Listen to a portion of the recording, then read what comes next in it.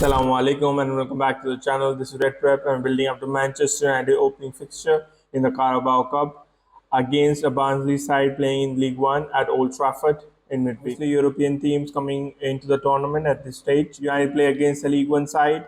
It should be a straightforward match. United should win it at a canter. We should expect a performance, not just a victory. After that, confidence uplifting victory against Southampton at the weekend, I think players will play with more freedom.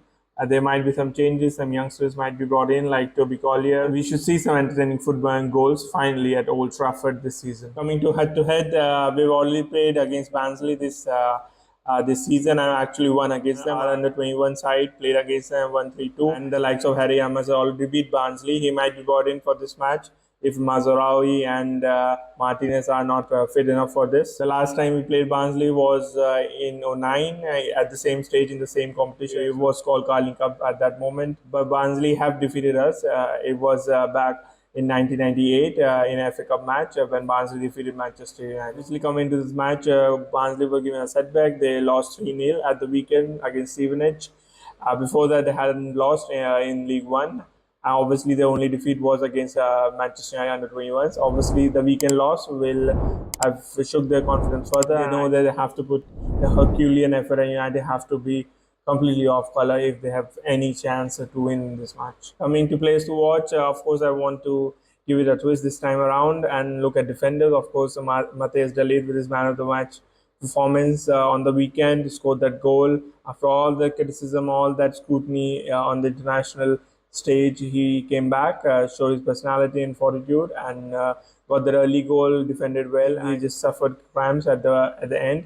I'm not too sure whether he'll play in this match or start, but if he does, I think he has shown enough that he's got that leadership quality in the back line. Something we look forward to seeing throughout the season. For Barnsley, of course, not many of the players are known. They have Hurihan, who played in Norwich in the Premier League against us, but he's a player-manager sort of a position. Mark Roberts is somebody that highlighted. Of course, the defense was good. He's an experienced defender and somebody the manager has shown a lot of confidence in. Of course, they'll have to defend for their life in this match, and I think he'll have a role to play in this match. That's why I picked him. Obviously, it's a mountainous task. Of course, they'll defend for their lives, and Mark Roberts will be one of the players that will have to break and beat to get to the goal and get the floodgates open at Old Trafford in this match. Let's move to the tactical board and give you a brief description and prospective lineups for both the teams. Martinez and MAZRAOI might be out for this match, so I can see the likes of Maguire and Evan starting this match. Of course, Evan playing in the left back position could be a problem. Harry Amas could play there if Ten Hag picks him, but that'd be unlikely because we have fit defenders anyway. So I think he might start with Evans against a League One side who might not have that kind of pace to trouble Evans a lot. I think Garnacho will start this match definitely. I'm confused. I'm not sure whether Anthony starts. Maybe Ahmad will give an opportunity for the first half or 60 minutes. But if Anthony does start, then I can understand you might want to rest Ahmad and Rashford for the weekend. Of course, ZIRKZEE needs goal. Obviously, he's shown signs of great interplay and great ingenuity. Obviously, as a striker, he needs goals, and this might be an opportunity to get few goals. Fernandes, I think he always plays. I'll be surprised if he's dropped. Collier is somebody that I can see starting this match. So that'll be the lineup I expect Manchester United to field on the night. For Barnsley, obviously they played different kinds of formation. They played 5 at the back, 4 at the back, 5 in the middle.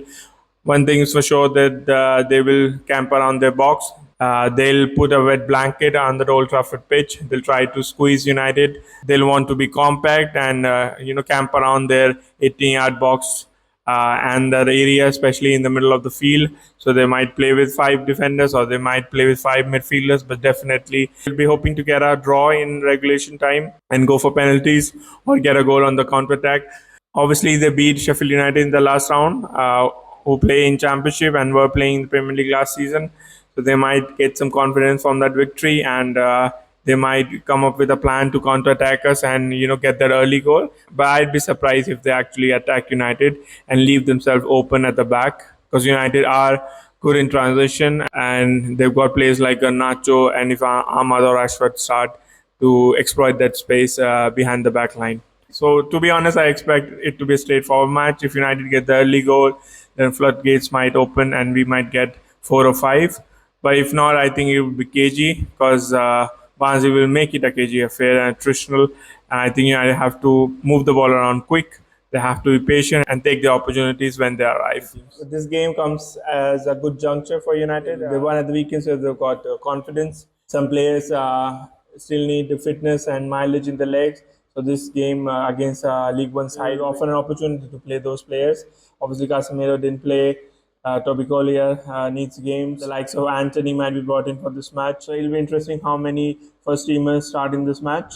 Of course, we need a semblance of control. We must start with a strong team, get those early goals, and then give them an opportunity to have some rest in the second half. Inshallah, we get a victory and some goals in this match. Like so ZIRKZEE, Ahmad, if they start, they can get some goals and get more confidence going to the weekend against a difficult opponent in Crystal Palace. Of course, Ten knows the real test will be that Crystal Palace match on the weekend. We suffered an embarrassing defeat last year, 4-0. If we want to climb up the Premier League table, then we need to get those difficult points at Crystal Palace on the weekend. We'll be back with a Red Dissection episode after the match with all the breakdown. And inshallah, with the victory, we can analyze further and build into the next match against Crystal Palace on the weekend. But until then, take care, do good, pray for Palestinians, all the oppressed people all across the globe. Assalamu alaikum.